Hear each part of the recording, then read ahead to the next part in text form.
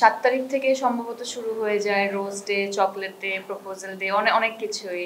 আমরাই তো সবাই যাতে নিজস্ব একটা সময় পায়, সুযোগ পায়।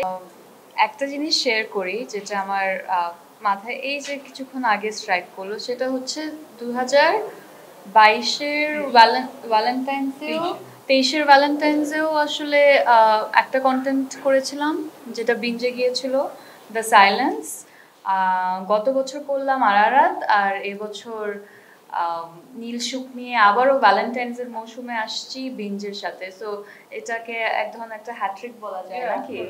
তো হ্যাঁ, এটা। আর ভিকি ভাইয়ের সাথেও ভ্যালেন্টাইন্সের এই নিয়ে থার্ড টাইম ওটিটি প্রজেক্ট হচ্ছে।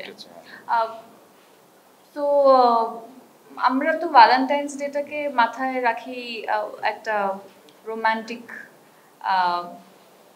একটা মৌসুম, এবং হচ্ছে 7 তারিখ থেকে সম্ভবত শুরু হয়ে যায় rose day, chocolate day, proposal day, অনেক কিছুই।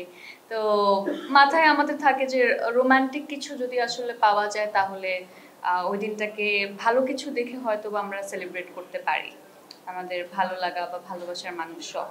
তো ওইরকমই এক ধরনের একটা চিন্তা ভাবনা ছিল যে একটু রোমান্টিক কাজ কিন্তু ভিন্ন ধরনের আমরা কি দিতে পারি কিনা অডিয়েন্সকে। সেই জায়গা থেকে যখন ভিকি ভাইয়া এই গল্পটা শোনালেন, আমার কাছেও মনে হলো হ্যাঁ, এখানে রোম্যান্সটাও আছে এবং কিছুটা ভিন্নতাও আছে। সেই জন্য এই কাজটা করা, বিঞ্জ সাথে আছে, সেটাও অনেক বড় একটা ব্যাপার। তো সবকিছু আসলে একদম সুন্দরভাবে মিলে যায় এবং কাজটাও আমরা সুন্দর করে শেষ করি।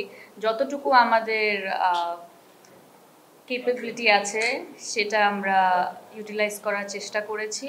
একটা ভিন্ন ধরনের গল্প আপনাদেরকে দেবার চেষ্টা করেছি। সপ্তাহ জুড়েই তো আসলে ভ্যালেন্টাইন্স ডেটা সেলিব্রেট করা হয় কাজের জায়গা থেকে।